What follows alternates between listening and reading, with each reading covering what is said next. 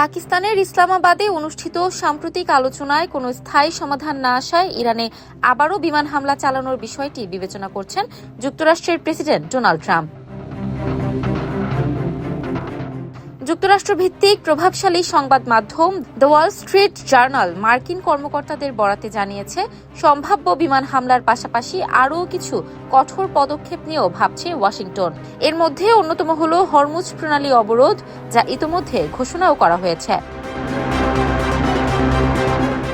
এ বিষয়ে প্রতিক্রিয়া জানাতে গিয়ে হোয়াইট হাউস জানায়, যুক্তরাষ্ট্রের সামনে সব ধরনের বিকল্প খোলা রয়েছে। হোয়াইট হাউসের মুখপাত্র অলিভিয়া ওয়েলস বলেন, ইরানের চাঁদাবাজি বন্ধে প্রেসিডেন্ট ট্রাম্প নৌ অবরোধের নির্দেশ দিয়েছেন এবং পরিস্থিতি অনুযায়ী অন্যান্য পদক্ষেপও বিবেচনায় রাখা হচ্ছে। এদিকে মার্কিন সামরিক বাহিনীর সেন্টকম জানিয়েছেন, 13 এপ্রিল সকাল 10টা থেকে ইরানের বিরুদ্ধে নৌ অবরোধ কার্যকর করা হবে। এর আওতায় পারস্য উপসাগর ও ওমান উপসাগরে ইরানের বন্দরগুলোতে আসা যাওয়া করা সব ধরনের নৌ চলাচল নিয়ন্ত্রণে আনা হবে।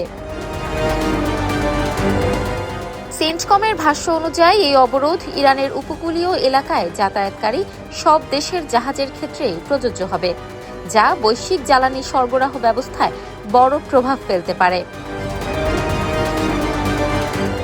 অন্যদিকে ইরানও কঠোর প্রতিক্রিয়া জানিয়েছে। দেশটির সর্বোচ্চ নেতৃত্বের জ্যেষ্ঠ সামরিক উপদেষ্টা মোহসেন রেজাই বলেছেন, যুক্তরাষ্ট্রে যে কোনো নৌ অবরোধ ব্যর্থ হবে। তিনি দাবি করেন, অতীতের মতো এবারও হরমুজ প্রণালীতে যুক্তরাষ্ট্র সফল হতে পারবে না। ইরানের সশস্ত্র বাহিনীর এমন অপ্রকাশিত সক্ষমতা রয়েছে, যা দিয়ে যে কোনো হুমকির জবাব দেওয়া সম্ভব। মোহসেন রেজাই আরও বলেন, ইরান এমন কোনো দেশ নয় যাকে কেবল হুমকি বা পরিকল্পনার মাধ্যমে নিয়ন্ত্রণ করা যাবে। প্রয়োজনে তারা সরাসরি প্রতিরোধ গড়ে তুলবে। সব মিলিয়ে আলোচনা ব্যর্থ হওয়ার পর যুক্তরাষ্ট্র ও ইরানের মধ্যে উত্তেজনা নতুন করে বাড়ছে। হরমুজ প্রণালীকে কেন্দ্র করে এই টানাপোড়েন এখন মধ্যপ্রাচ্যের নিরাপত্তা পরিস্থিতিকে আরও অনিশ্চিত করে তুলছে। ইফাত আর আইরিন, ক্যাম্পাস টাইমস।